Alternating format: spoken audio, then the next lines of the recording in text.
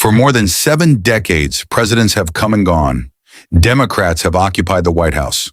Republicans have occupied the White House. Liberals, conservatives, cold warriors, reformers, interventionists, and isolationists have all held the most powerful office on earth. They have disagreed on taxes. They have disagreed on healthcare. They have disagreed on immigration. They have disagreed on wars. Some presidents could barely agree on anything with their predecessors. Yet through all of those political battles, one relationship has remained remarkably durable: the relationship between the United States and Israel. Why? Why has every American president, from Harry Truman to the present day, maintained support for Israel in one form or another? Why has no president completely broken away from the alliance? And perhaps more importantly, what would happen if one tried? To answer those questions, we have to go back to the beginning. The year was 1948. The world was still recovering from the devastation of World War II. Europe lay in ruins. Millions were dead. The horrors of the Holocaust had shocked humanity. And in the Middle East, a new nation was about to be born. On May 14, 1948, Israel declared independence. Just minutes later, the United States became one of the first countries to recognize the new state. The decision was made by President Harry Truman. At the time, it was controversial. Some of Truman's own advisors opposed immediate recognition. They feared it would damage relations with Arab nations and threaten American interests in the region. Yet Truman moved forward. His decision would shape American foreign policy for generations. But contrary to popular belief, the U.S.-Israel relationship was not instantly transformed into the powerful alliance we know today. In fact, during Israel's early years, the relationship was often complicated. American leaders balanced support for Israel with concerns about oil, regional stability, and Cold War strategy. The Middle East was becoming one of the most important regions on Earth. The Cold War was intensifying. Washington and Moscow were competing for influence across the globe. Every alliance mattered. Every strategic position mattered. And every decision carried enormous consequences. As decades passed, Israel's strategic importance grew. American policymakers increasingly viewed Israel as a reliable partner in an unstable region. Unlike many governments in the Middle East, Israel maintained close ties with the West. It shared intelligence. It cooperated militarily.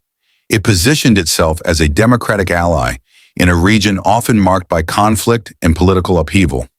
For many American leaders, that partnership became extremely valuable. But strategy alone does not explain the relationship. Politics played a major role as well.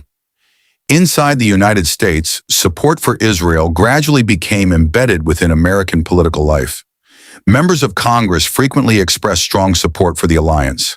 Political organizations advocating close U.S.-Israel ties became increasingly influential. Candidates learned that foreign policy positions could affect fundraising, endorsements, and voter support. Over time, support for Israel became one of the few issues capable of attracting bipartisan agreement. That does not mean everyone agreed on every policy. Far from it. American politicians have often disagreed with specific Israeli governments, yet support for the overall relationship remained strong. Another important factor was public opinion. Many Americans viewed Israel favorably. For some, support stemmed from shared democratic values. For others, it reflected sympathy rooted in the history of the Holocaust. For still others, it came from religious beliefs. Millions of evangelical Christians developed strong support for Israel based on theological interpretations of the Bible. Their political influence became significant. Presidents noticed. Candidates noticed. Political strategists noticed. And as this support became woven into American politics, abandoning the relationship became increasingly difficult. But here's where the story becomes more interesting. Because despite the perception that American presidents always support Israel without question, history tells a more complicated story. Several presidents have clashed with Israeli leaders, sometimes publicly, sometimes fiercely. Take President Dwight Eisenhower. In 1956, during the Suez Crisis, Israel joined Britain and France in military action against Egypt. Eisenhower was furious. The United States opposed the operation. He applied significant pressure. Eventually, Israel withdrew.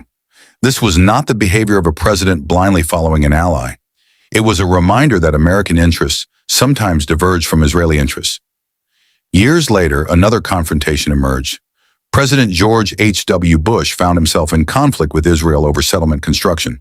The dispute became so serious that it affected discussions involving billions of dollars in loan guarantees. Bush publicly criticized settlement expansion. The political backlash was intense, yet he continued pressing his position. Again, evidence that disagreement was possible. Then came President Barack Obama. The relationship between Obama and Israeli Prime Minister Benjamin Netanyahu became one of the most scrutinized diplomatic relationships in modern history. The two leaders disagreed on numerous issues.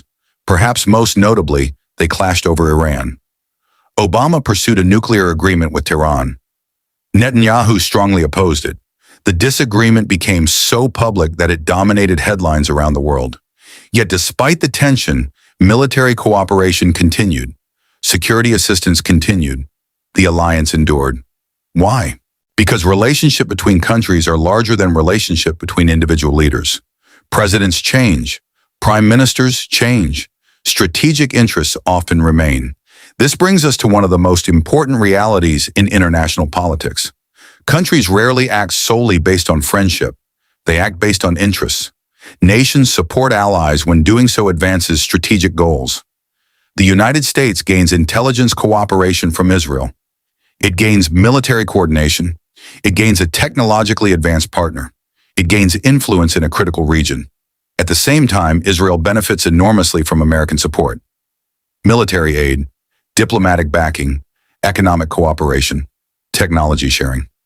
The relationship provides advantages to both sides, and relationships that benefit both parties tend to survive, even when disagreements occur. Yet strategy and politics still do not tell the entire story.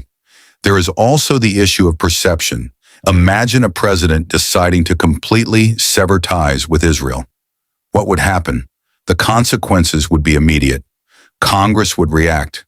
Political allies would react. Advocacy groups would react. Foreign governments would react.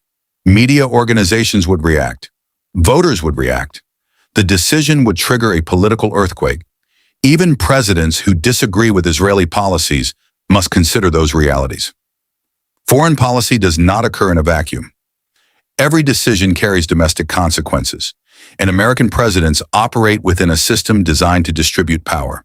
The president is powerful, but not all powerful. Congress controls budgets. Congress approves many policies. Congress shapes foreign affairs. A president seeking dramatic change often faces resistance.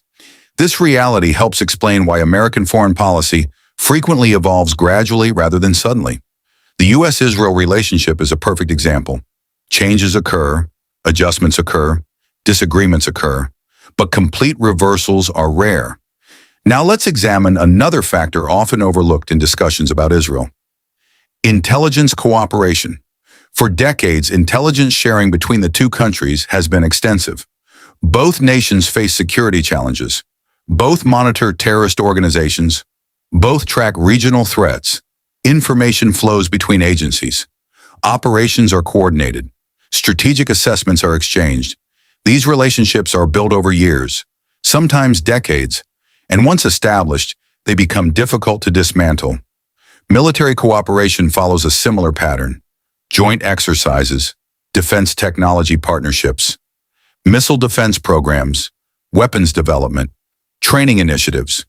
The deeper these relationships become, the harder they are to unwind. Think of it like two companies whose operations become interconnected. Separating them becomes costly, complicated, risky. The same principle applies to nations, especially when security is involved. Then there is the broader Middle East. American policymakers often view Israel within a larger regional framework. They consider Iran, Saudi Arabia, Egypt, Jordan, Syria, Lebanon, the Persian Gulf, global energy markets, counterterrorism efforts.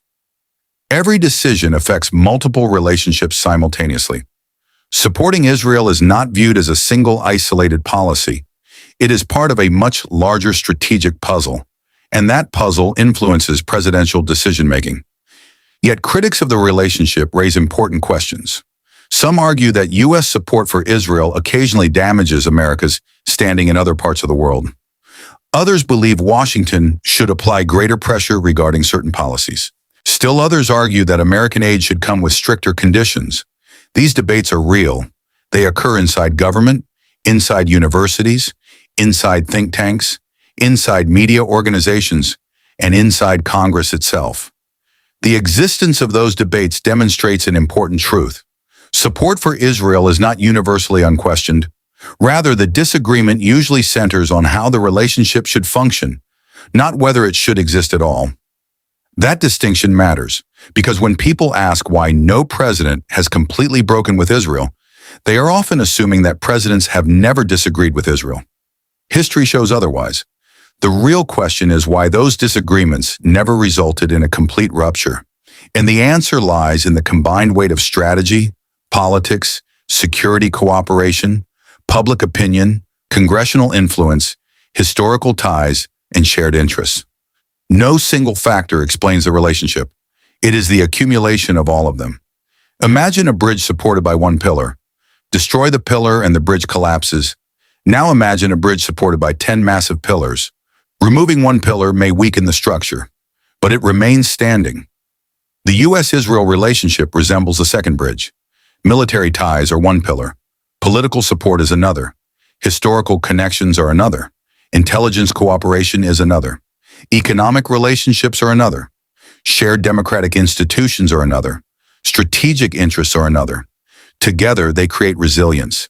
That resilience explains why the alliance has survived wars, political scandals, leadership changes, economic crises, and shifting global power dynamics. Presidents come into office promising change. Some deliver it, some do not. But all discover that foreign policy is shaped by forces much larger than any single individual, and nowhere is that reality more visible than in the relationship between Washington and Jerusalem. Could a future president dramatically alter the alliance? Perhaps. History is full of surprises. Political landscapes change. Public opinion evolves. Strategic priorities shift. What seems permanent today may not appear permanent tomorrow. But any president attempting such a transformation would confront enormous political, diplomatic, and strategic obstacles. Not because Israel controls American policy, not because presidents are powerless, but because international relationships built over generations develop deep roots. And deep roots are difficult to remove, especially when they extend through government institutions, military structures, intelligence networks, political organizations, and public opinion. So why has no U.S. president completely broken with Israel? The answer is not a single speech, not a single law, not a single lobby, not a single election. The answer is a web of history, politics, strategy, security, religion, economics, and diplomacy that has been woven together over more than 70 years. Whether one views that relationship positively or negatively, understanding its durability requires understanding all of those factors. Because major alliances rarely survive for decades by accident. They survive because powerful interests, institutions, and historical forces continue reinforcing them. And until those forces change dramatically, the U.S.-Israel relationship is likely to remain one of the most consequential alliances in modern geopolitics. But what do you think? Is the U.S.-Israel relationship primarily driven by shared values, strategic interests, domestic politics, or something else entirely? Share your perspective in the comments below. And if you enjoy in-depth documentaries that explore history, politics, power, and the forces shaping our world, don't forget to like, subscribe, and turn on notifications so you never miss the next story.